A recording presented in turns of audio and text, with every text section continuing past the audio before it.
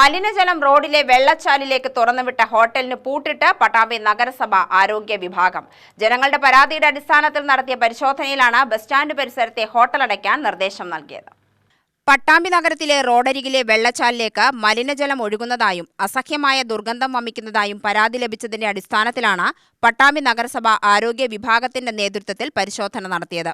Pattambi bus stand പരിസരത്തെ ഉടുപ്പി ഹോട്ടലിന് മുന്നിലെ അഴുക്കുചാലുകളുടെ സ്ലാബുകൾ നീക്കി പരിശോധന നടത്തിയതിൽ നിയമവിരുദ്ധമായി വെള്ളച്ചാലിലേക്ക് മലിനജലം ഒഴുകുന്നതായി കണ്ടെത്തി. ഹോട്ടൽ താൽക്കാലികമായി അടയ്ക്കാൻ നിർദ്ദേശം നൽകിയതായി നഗരസഭ ആരോഗ്യ വിഭാഗം ക്ലീൻ സിറ്റി മാനേജർ സുബ്രഹ്മണ്യൻ പറഞ്ഞു. നഗരസഭ ബസ് സ്റ്റാൻഡിന് സമീപം ഡ്രെയിനേജുകളിൽ നിന്ന് അതിയായ സ്മെല്ല് വരുന്നതായി പരാതി ലഭിച്ചതിൻ്റെ അടിസ്ഥാനത്തിൽ ഇന്ന് രാവിലെ ഇവിടെ വന്ന് ചാലുകൾ പരിശോധിക്കുകയും അതിൻ്റെ അടിസ്ഥാനത്തിൽ ഉടുപ്പി ഹോട്ടലിൽ നിന്ന് നേരിട്ട് മലിനജലം ചാലിലേക്ക് ഒഴുക്കി വിടുന്നതായി കണ്ടെത്തിയിട്ടുണ്ട്. അത് ഞങ്ങൾ താൽക്കാലികമായി ഇപ്പോൾ സിമൻ്റ് ഇട്ട് കോൺക്രീറ്റ് ചെയ്ത് അടച്ചിട്ടുണ്ട്.